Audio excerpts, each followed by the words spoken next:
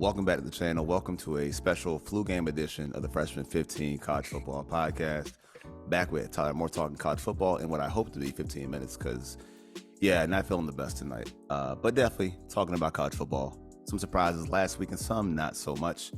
As usual, we're going to break this thing down, talk about our upset picks, Saturday spotlights, and a whole lot more. So let's hop right to it. Tyler, what is up, my dude?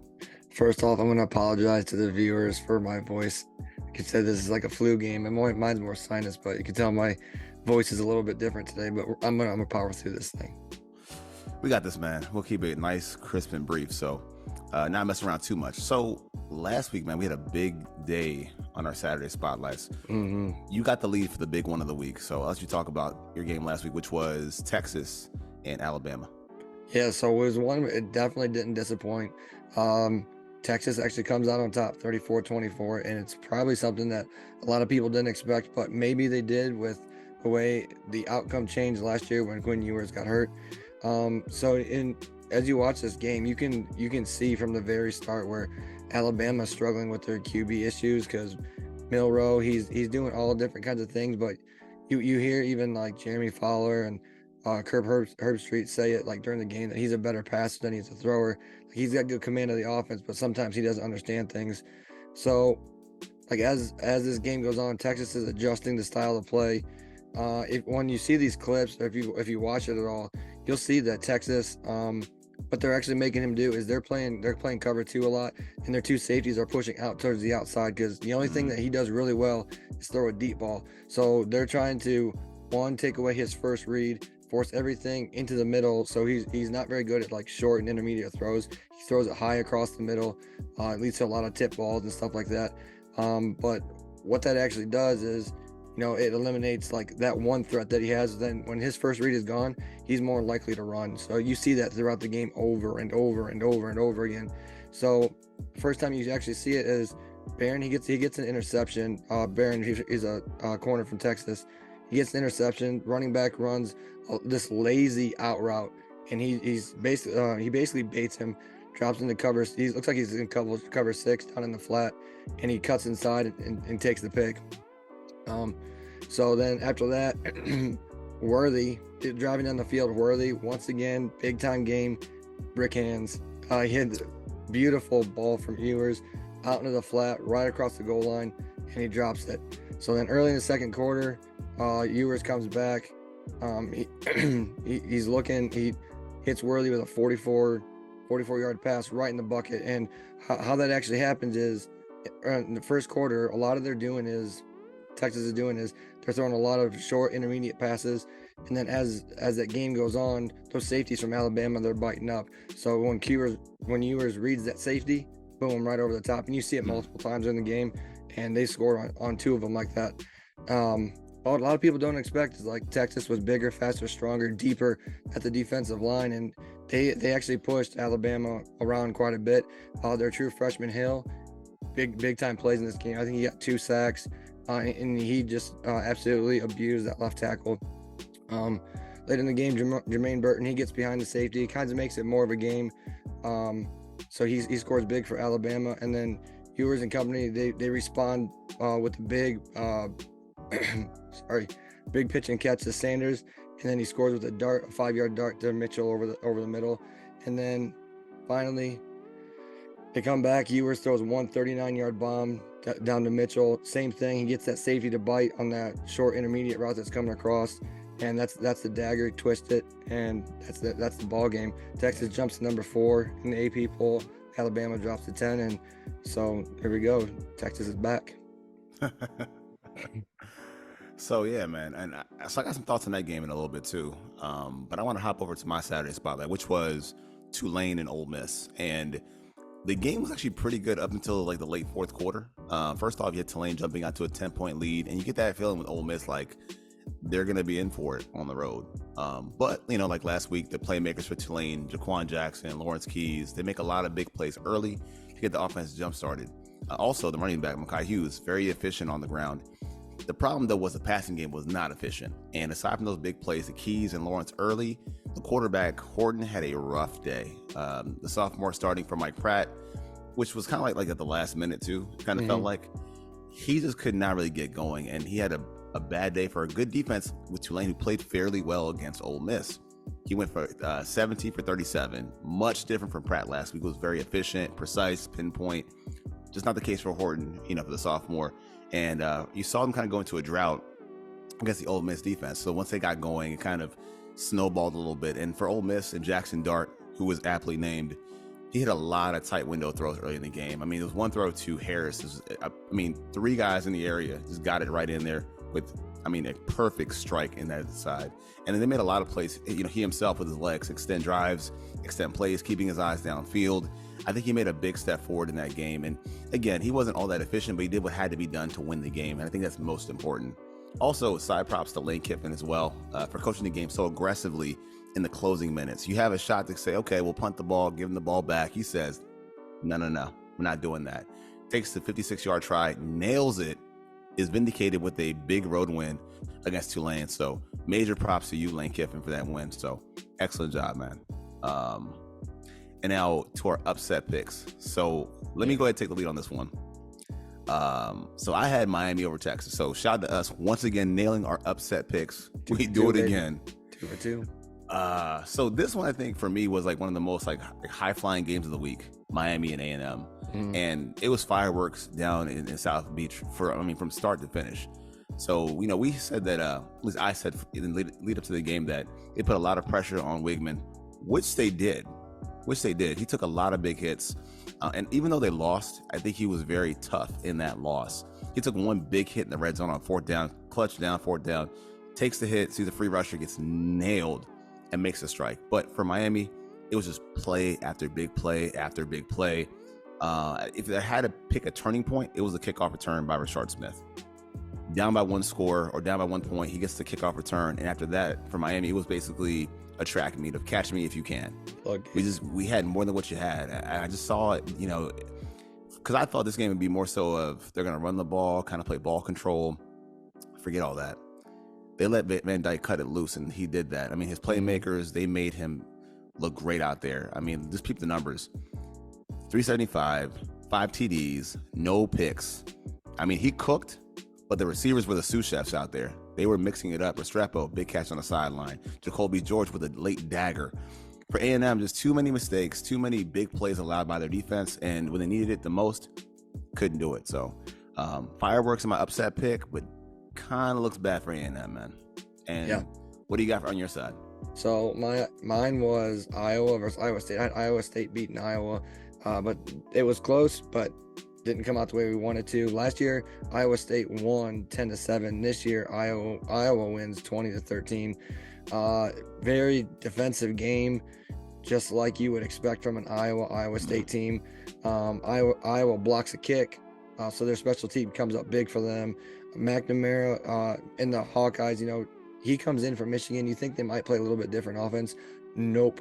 They're playing straight Iowa offense from 1970s. They're running jumbo sets, 3 tight end sets, play off the play action. And there's one that's a beautiful pass from McNamara. He hits their tight end right down the seam on a play action and extends the drive there. Iowa gets a pick 6.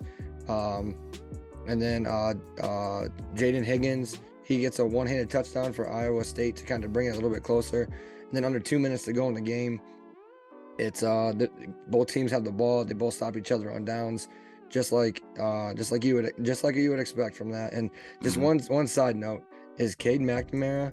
He has to have one of the weirdest releases that I've ever seen. So if when you're watching, so you say something like Peyton Manning, his feet were always bouncing. And Cade McNamara, his feet are firmly planted on every single throw. That he's completely flat-footed, but he always seems to have the right, that perception on it, right touch on it. And it's just weird to see that from a quarterback who's been starting for so long and could possibly play at the next level, because that's going to need to be fixed at the next level. But yeah, it was a defensive game, like I said, 20-13, but the Hawkeyes came on top of Cyclones. So the best segment I think of our week, or just of our show in general, is who hurt or helped themselves the most last week. I think we might have the same one here. Yeah. But I want you to kind of ride with it, take the lead on this one. Okay. Who in college football in week 3 either helped or hurt themselves the most? Yeah, it's got to be Texas. Whoop. Yeah. I Yep. mean, it's they beat the powerhouse that is Alabama. Everyone knows that the rankings favor Alabama, the SEC, and with them coming into the SEC next year, they kind of plant their flag, say, hey, we can play with these big guys.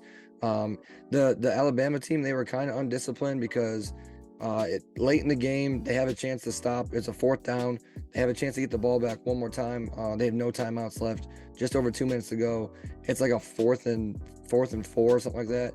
And the guy steps in the neutral zone and gets Texas to false start. So, that's kind of undisciplined. You don't really see that kind of stuff there.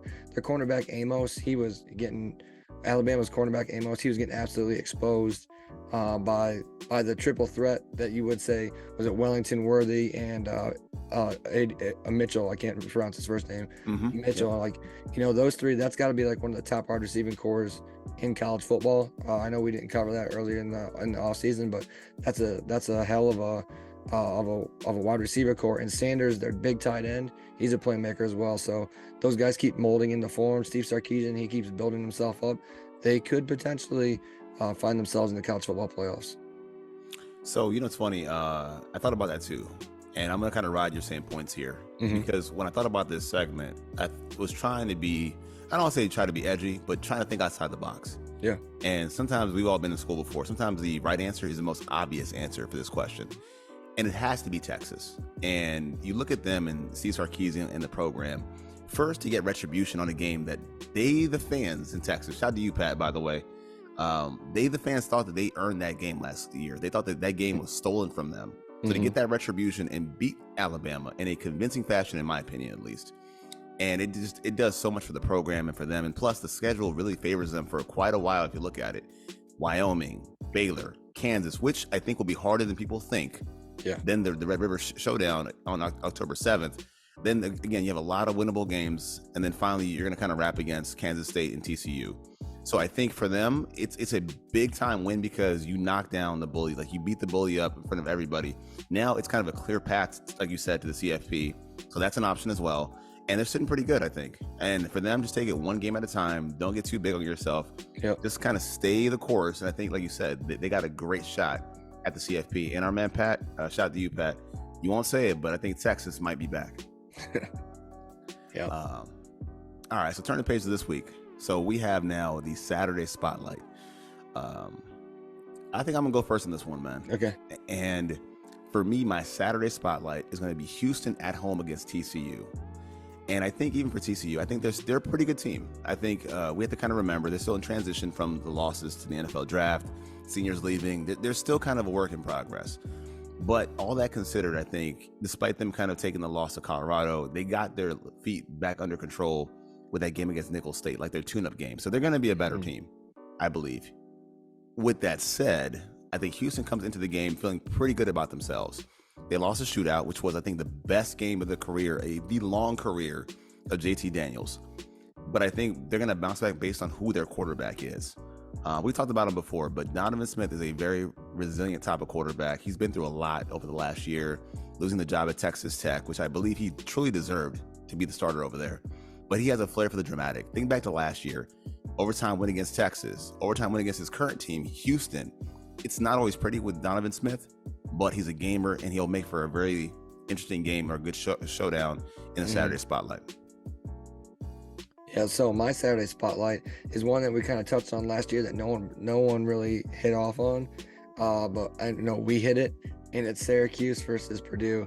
I know it's not like exciting, like people, you think of Syracuse Orange versus Purdue Boilermakers, like what kind of fireworks you're gonna get there. But you have two pretty good quarterbacks. You got Garrett Schrader versus Hudson Card, a very good defensive coach, and Dino Babbers. And this is like the first real test for Syracuse. They played against Colgate, they played against Western Michigan. They're averaging a good amount of yards per game because they played down to lesser competition. So, and if you look at like the ACC standings, they're like right in the thick of everything. So this is like a measuring stick for them because they're eventually going to have to play Florida State. They're going to have to play North Carolina. So this is kind of like, they might not be that team that, hey, they're going to go win the ACC championship, but they could use this game to be like I said, like a measuring stick for this. And I know it's not the same Purdue team that created that instant classic last year. Aiden O'Connell got drafted, Charlie Jones is gone, but like I said, both these quarterbacks, they're both gunslingers. They both can put up points if they have to, and both defenses should be pretty good. So it's just another fun game to watch on a weekend that doesn't really have like those really high profile games. Preach. So I'll let you kind of carry the baton for our last segment, which is the upset pick. We are two for 4 this year, I think, in our picks. Yeah, we're definitely batting over 400 on these. So for your upset pick this week, thinking outside the box in a less than favorable slate of college football games, who is your upset pick? So this one, it was kind of hard to look through, but I'm gonna take Florida over Tennessee. Woo! So Tennessee, you know, they played against Virginia and they played against Austin, PA. Florida's played against Utah and McNeese. Florida kept it kind of close with Utah. We know Utah has a good defense, but Utah also has a good offense, and Florida only held them to 24 points. You know, that was the first game of the season. They're getting their feet wet, but this is more like a make or break thing for Florida, because like I said, they're 1-1 right now. They're sitting at the bottom, not near, they're like second from the bottom in SEC East. I know there's only been 2 games played that they're actually counting, but you know, you have like South Carolina coming up on your schedule. You're eventually going to play Florida State, which is out of conference, but you're going to have Georgia. You're going to have those teams. So in Tennessee, the same for them. They're going to play against Georgia. They're going to play against Alabama. They got LSU. So like, this is like a true conference game. If either one of these teams want to, to make their way into potentially competing for the conference championship, it's gonna be a very close game. I think Florida's gonna take this one. We have Milton versus Mertz. You know, Milton's he is the definition of a dual threat quarterback. He's got 4 touchdown passes. And he's got 3 more on the ground. And I just think that with the what is the word for this? The gravidity of this game, that Florida knows that they have to play their best football, that they can take down the Volunteers. That's a bold pick, man. Like you said, a lot of people love Joe Milton, the talent, the two-way threat. But you know what's funny is I always think about that Tennessee defense being somewhat susceptible to big plays as well, even going back to last year. So I kind of went with this pick, and I know you guys are gonna think I'm kind of picking on them, and I promise that I'm not. But for the second time this season, I'm going against the Tar Heels, and I picked them to lose to the Minnesota Golden Gophers. Ooh. And here's kind of why. So, you know, a couple weeks ago, I questioned Carolina's defense against South Carolina, and they sacked Rattler several times. However, Rattler ate against that secondary. Had a pretty efficient day. Even for his standards, he was very, very efficient. Lo and behold, what happens last week? They go toe-to-toe, back to the same stuff with Appalachian State. This time, to the ground. They allowed over 200 plus on the ground to Appalachian State. And I don't have any other way to say this, but I don't really believe in North Carolina. And conversely, I like what PJ Fleck is doing with Minnesota. They're a tough group.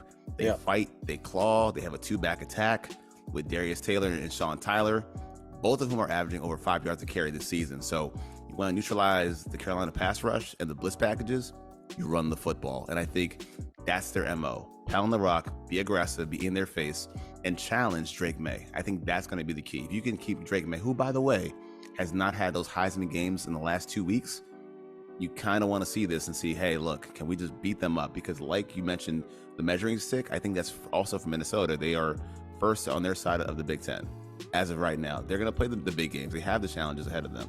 But again, can you be players? Can you be the Cinderella in the Big Ten? Let's just find out. So when you text me earlier and you're like, hey, is your upset special at 3:30? I'm like, no, mine gets at 7. But when I'm looking at the 3:30 games, I thought for sure you're going to try to pick South Carolina over Georgia. No.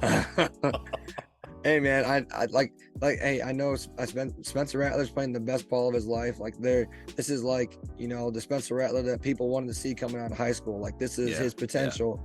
You know, but that offensive line is trash against that Georgia defense. But I mean, you never know. Like I didn't know what you were thinking, because you know you hit on Spencer Rattler earlier in one of our previous episodes, so I wasn't too sure what game you were going to pick there, but it kind of caught me off guard when you're choosing the Gophers over the Tar Heels.